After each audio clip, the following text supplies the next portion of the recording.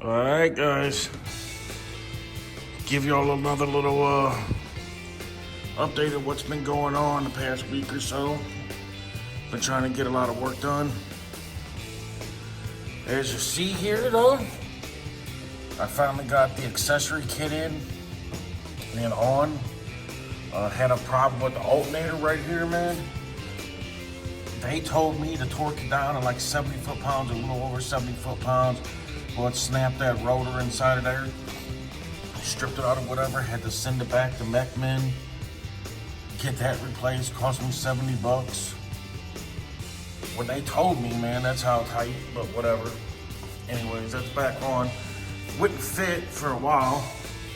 Had to actually grind down the little tabs right there on the top and bottom. Take the washers out of the back and move the washers towards the front and just grind them tabs down. The fit will look like you can see daylight through there, but it is one tight fit. I mean, so tight. It was crazy how I had to grind down the tabs and stuff a little bit in order to get it to fit on here. Wasn't exactly happy with that with a $2,800 kit, you know, but it's whatever. And also the power steering reservoir, if you see, there's daylight in between there, but there wasn't daylight. So what I did was got new, a little bit slightly taller solid steel motor mounts in here now. And then I got that little plate right there to give it like another quarter inch or whatever, 1/8 inch, whatever it was, I don't remember.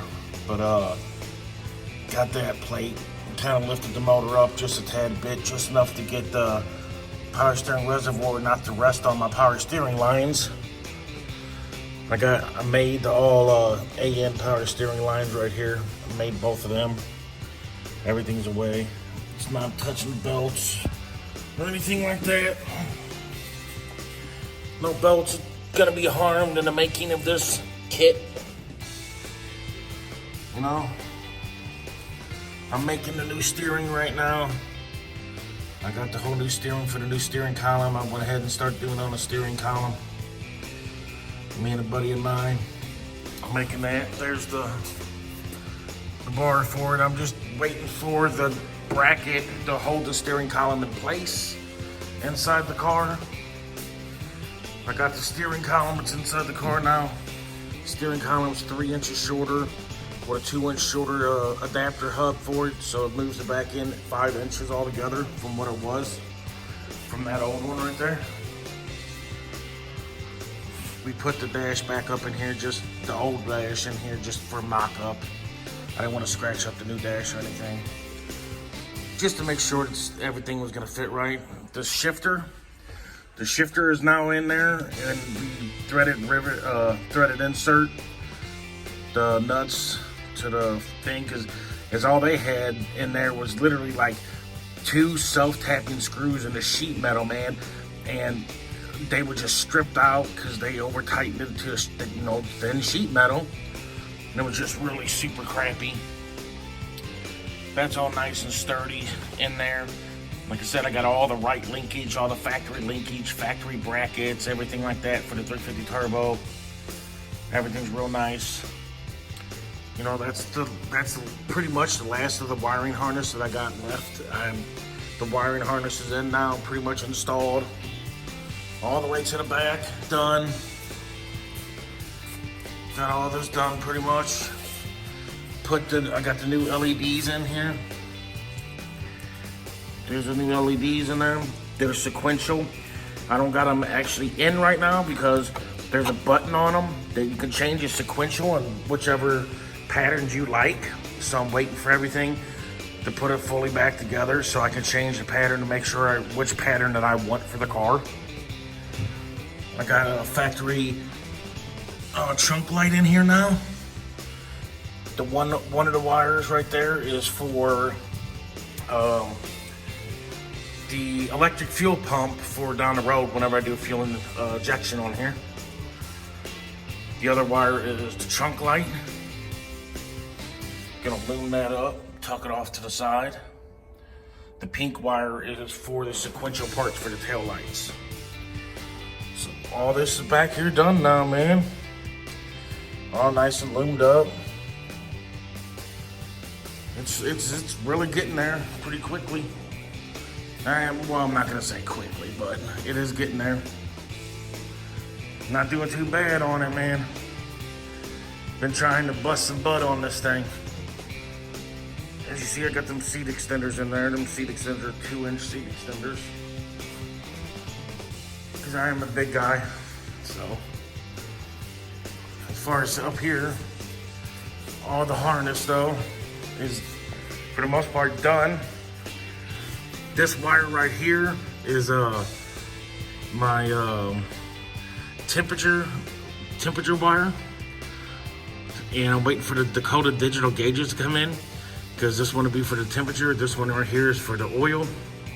Or no, I got it backwards. I'm sorry. This one right here is the oil, and this one right here is the temperature. And I'm gonna end up putting the temperature over here on the side of the block, like most do. And then this oil one right here, it'll go back there. Where in the back where, you know, where pressure sending unit's gonna go or whatever. Got the alternator all wired up, 1-wire alternator. You know, gotta get the power though, got that. There's the wire, goes down, routed it down. Came into the fuse block right there for the alternator. Comes back up around, and here's the wire that connects to the battery. Along with the battery wire, I got my fan, relay, and temperature controller hidden back here now. That's just the headlights. I haven't hooked up the daytime running yet. Don't mind them. That's the fan controller. Wire, took it off of the side of the fender like they had it. Slid it up under there. Gotta be in some loom. It's got it's just fused and everything, so that's a really nice little thing for the alternator for now. It'll get taken off whenever I do the system in it later though, and I'll put bigger stuff on it. What's weird is that they gave me a 300 amp alternator, but only a 150 amp fuse. That don't make no sense.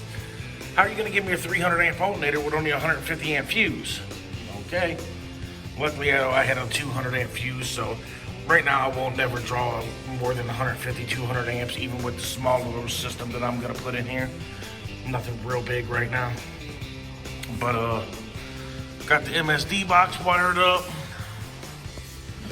Got all that in the loom. It's fully wired up. Got all the coil and everything wired up. Got the electric choke hooked up. Oh, I got the fuel line, the AN fuel line. I got it all the way to there. All the fittings, the fuel line all the way going down. It's all hooked up and finally done. But yeah, I gotta pop that distributor out, and I got a new Billet Pro distributor that I'm putting in there, and that's the wiring for that one. It is getting there, man. Oh, I ended up getting, I got new horns. Well, not new. I found a set of horns. I know you can't really see. There's the bracket. There's one of the brackets though. And there, yeah, there's the other bracket. Can't see that well, but I got the horns for this. I wired them up, put them in loom. Oh yeah, got all that going. So yeah, it's coming along nicely. Everything's coming along. I'm pleased, I'm happy. Just hope none of the AN kits leak. The transmission don't leak no more. That was a big issue that I had for a while. I took that shaft out, you know, and replaced the seal and the shaft, and everything's fine there. So, good job there. But yeah, everything so far. I can't wait to fire the thing back up here. I'm still waiting on Vintage Air to get the Vintage Air kit here. It's been about 5 weeks now, I say, since I ordered it. Going on 6 weeks. And they told me 4 to 8 weeks, I think, or 4 to 6 weeks, something like that. But I'm hoping that's gonna ship anytime now. And I'm still waiting on the Dakota digital gauges. Now they told me like 8 to 12 weeks or something like that though. So yeah, I still may have a little bit on the gauges. That's the biggest downfall is, you know, once the steering column's in here though, mounted, I should have that piece Monday or Tuesday. The bracket for that, the drop bracket, then I can put the steering shaft, you know, measure everything, measure the steering shaft, put that all together. Once the steering column's in here though, I can fire the car up with no problem. I just won't have no gauges for right now. But I was just kind of hoping to get them both, the vintage air and all that, you know, and the gauges knocked out at one time. And it would just been nice to be able to just button it all up and be able to start driving it again until I start, you know, doing some more projects. I got all this stuff in there. There's the box for that stuff. Got all the new trim for that. Also, I still do have that dash right there.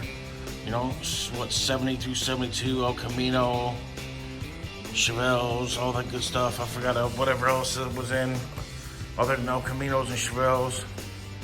I got this dash for sale still, and the gauges right there. If somebody needs that steering column, I got that steering column.